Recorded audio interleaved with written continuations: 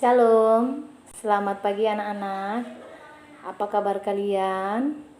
Ibu harap semua dalam keadaan sehat walaupun pembelajaran kita pada saat ini melalui online ya. Nah, untuk itu saat ini kita akan memulai pembelajaran kita. Sebelum kita mulai pembelajaran kita, ada baiknya kita bernyanyi dan berdoa dulu. Tahu ya lagu Yesus sayang padaku ya? Yesus sayang padaku.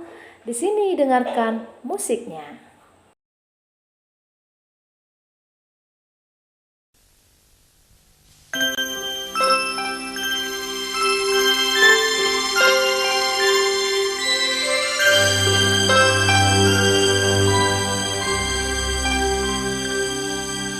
Yesus sayang padaku, Ia panggil marilah untuk jadi anaknya, turut taat hatinya. Ya Yesus sayang, ya Yesus sayang, ya Yesus sayang, ya sayang padaku.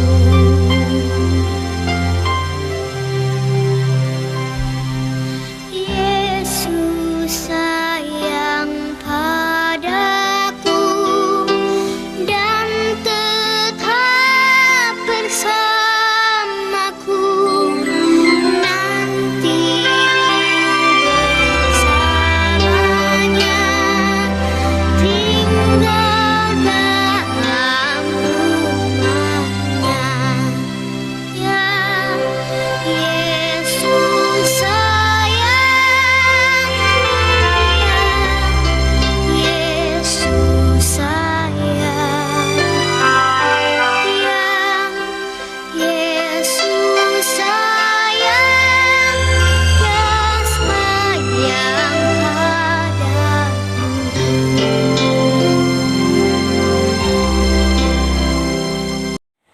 Setelah bernyanyi, kita satukan hati kita berdoa.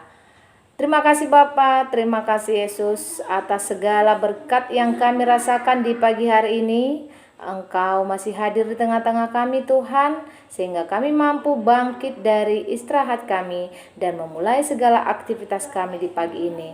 Sebentar juga Tuhan, kami ingin mendengarkan pembelajaran kami melalui online. Kiranya Engkau bukakan pintu hati kami, bukakan pikiran kami agar kami dapat memahami segala pembelajaran yang disampaikan oleh Ibu Guru pada saat ini. Terima kasih Bapak, terima kasih Yesus. Dalam nama anak-Mu Tuhan Yesus Kristus kami berdoa dan mengucap syukur. Amin.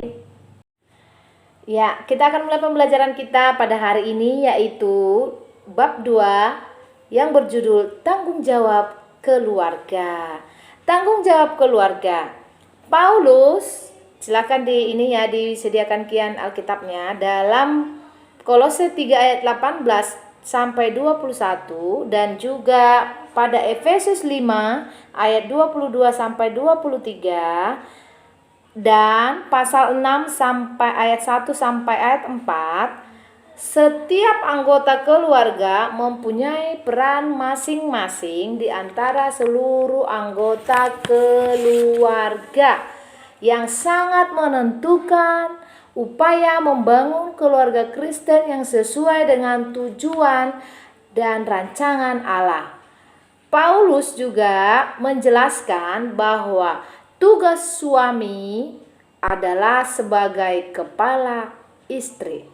Suami adalah gambaran Kristus bagi jemaatnya. Suami bertanggung jawab penuh terhadap kehidupan dan kelangsungan hidup keluarga atau seluruh anggota keluarga. Sebagai gambaran Kristus terhadap istri, suami harus rela mengorbankan dan menyerahkan dirinya untuk kehidupan istrinya, berperilaku lemah lembut dan penuh kasih terhadap istri atau juga terhadap anak-anaknya. Anak-anak, di sini kita tahu bahwa kerelaan Kristus untuk berkorban bagi jemaatnya merupakan dasar yang kuat, ya, dasar yang kuat untuk para ayah atau para suami yang harus rela berkorban bagi istrinya. Suami rela bekerja keras, mencari nafkah dan bertanggung jawab memenuhi seluruh kebutuhan keluarganya, ya. Jadi suami itu sepatutnya bertanggung jawab memenuhi seluruh kebutuhan keluarga, mulai dari istri, anak-anak ataupun anggota keluarga yang ada di rumahnya. Artinya, suami bertanggung jawab sebagai penjaga yang melindungi sekaligus mendidik istri dan dalam kebenaran. Dengan demikian, dalam Kolose 3 ayat 19 dan Efesus 5 ayat 23, peran dan tanggung jawab seorang suami terhadap istri ada 5, yaitu 1. Kasih yang rela berkorban. Bagaimana kasih yang rela berkorban? Tanggung jawab pertama seorang suami adalah mengasihi istrinya. Tertulis dalam Efesus 5 ayat 25, "Hai suami, kasihilah istrimu sebagaimana Kristus telah mengasihi jemaat dan menyerahkan dirinya baginya." Efesus 5 ayat 25. Yang kedua, memelihara dan melindungi. Suami harus menyediakan kebutuhan istrinya, demikian juga suami harus mengasihi istrinya, sama seperti tubuhnya sendiri. Siapa yang mengasihi istrinya tetapi mengasuhnya dan merawatinya sama seperti Kristus terhadap jemaat. Tertulis dalam Efesus 5 ayat 28 sampai 29. Yang ketiga, apa tugas suami? Menghargai dan menghormati. Menghargai dan menghormati, mungkin kita pernah menyaksikan atau anak-anak pernah menyaksikan ada suami yang merendahkan atau mengejek atau berbicara kasar kepada istrinya, atau kita yang menyaksikan sendiri orang tua kita atau ayah kita berbicara kasar terhadap ibu, baik secara pribadi maupun di hadapan umum. Seorang suami haruslah menghormati istrinya. Seorang ayah haruslah menghormati istrinya. Suami yang menghargai dan menghormati istrinya akan memberi kesempatan kepada istri untuk mengembangkan kemampuan dan bakatnya, memandangnya sebagai seorang yang sangat berarti dalam hidupnya. Atau sebagai suami harus menempatkan istri itu sebagai pribadi yang terhormat di dalam keluarganya. Yang keempat, sebagai pemimpin. Ayah sebagai pemimpin, kedudukan sebagai kepala keluarga adalah pelayanan yang khusus agar pernikahan dapat hidup dan bertumbuh. Sebagai ayah harus memiliki jiwa kepemimpinan, memiliki tanggung jawab yang tidak bisa ditinggal. Kunci untuk menjadi pemimpin di rumah disebutkan dalam Efesus 5 ayat 18. Janganlah kamu mabuk oleh anggur, karena anggur menimbulkan hawa nafsu. Tetapi hendaklah kamu penuh dengan Roh. Alkitab tidak mengajarkan kekuasaan secara diktator. Alkitab tidak mengajarkan orang tua atau ayah sebagai pemimpin yang diktator, melainkan sebagai pemimpin yang lemah lembut namun tegas. Yang kelima, membawa sukacita dan berkat. Bagaimana Ketika pernikahan dilaksanakan sesuai dengan rencana Allah, yaitu dengan kasih, perhatian, kelemah lembutan, penghargaan, dan penghormatan, upahnya adalah sukacita dan berkat-berkat. Tertulis dalam Pengkhotbah 9 ayat 9 sampai 10, Amsal 5 ayat 18 sampai 19. Suami bertanggung jawab memimpin keluarga dalam memberkati daripada menyakiti hati. Tertulis dalam 1 Petrus 3 ayat 8 sampai 12.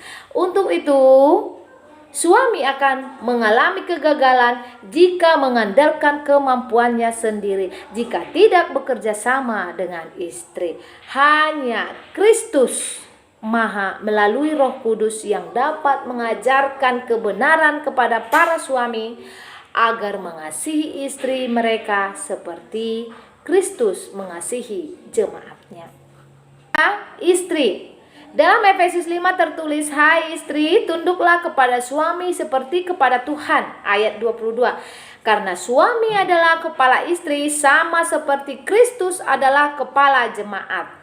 Dialah yang menyelamatkan tubuh. Ayat 23.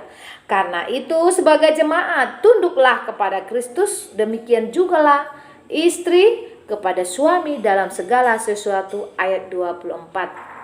Seorang para ahli, Dr. Wayne Grudem, mengatakan penundukan seorang istri kepada suaminya bukanlah penundukan yang membabi buta, melainkan penundukan sebagai sifat alamiahnya untuk mau ikut dan taat kepada Kristus. Kemudian menurut Alkitab, pengertian tunduk itu seperti apa? Ada 3 bagian. Yang pertama, tunduk kepada Allah. Yang kedua, tunduk kepada suami. Yang ketiga, tunduk sebagai kesetiaan kepada Kristus. Tunduk sebagai kesetiaan kepada Kristus. Perempuan yang telah menikah memiliki status sebagai istri dan juga hamba Allah. Tunduk kepada suami adalah tunduk dalam kesetiaan kepada Kristus. Oleh sebab itu, istri tidak dapat menolak ajakan atau perintah suami yang bertentangan dengan firman Tuhan atau yang merusak kesetiaannya kepada Kristus. Jadi untuk itu, istri harus mengikut Kristus. Kemudian kita lanjut ya, bagian B, tanggung jawab anggota keluarga. Yang pertama, ayah. Adam diberi tanggung jawab untuk mengusahakan dan memelihara Taman Eden. Namun, Adamlah yang memberitahu bahwa buah pohon yang ada di tengah taman tidak boleh dipetik atau dimakan.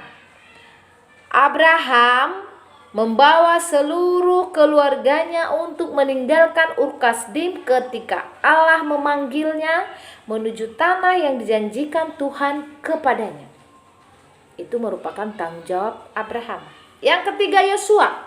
Yosua sebagai kepala keluarga, dia memberi kebebasan kepada bangsa Israel kepada siapakah mereka akan menyembah, tetapi sebagai kepala keluarga, ia tegas, ia memimpin untuk seluruh keluarganya memutuskan tetap menyembah Allah Yahweh, Tuhan Allah Israel.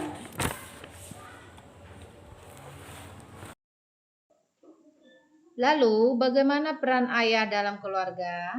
Yang pertama, dalam aspek pendidikan anak adalah sebagai pendidik. Yang kedua, harus jadi figur ayah. Yang ketiga, ayah tidak boleh membuat anak marah. B. Dalam aspek perkembangan emosi, seorang ayah itu tidak boleh mendorong perkembangan emosi yang tidak baik dari anak-anak mereka melalui ekspresi kekuasaan yang secara berlebihan atau tidak adil atau memihak ataupun alasan tanpa alasan yang lain. Kemudian C, dalam pengembangan karakter. Seorang ayah itu harus menjadi figur yang kuat bagi anak-anaknya. Dalam upaya pengembangan karakter di sini, seorang ayah harus berperan yang pertama itu sebagai problem solver, yang artinya bahwa ayah itu harus bisa menyelesaikan masalah bagi anak, atau ayah harus bisa mengambil keputusan bagi masalah anak. Yang kedua, playmate, di mana seorang ayah itu harus bisa menciptakan komunikasi dan hubungan yang hangat dengan anak-anaknya. Yang ketiga, punishment, yaitu menegur apabila anak berbuat salah, mengajarkan anak untuk bisa meminta maaf. Yang keempat, bisa menjadi model atau teladan. Ayah harus menjadi pembimbing atau teladan bagi anak-anaknya.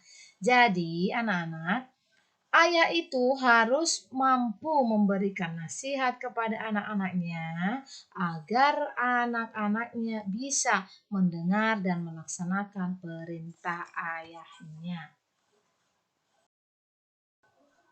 Kemudian bagian D, dalam aspek rohani.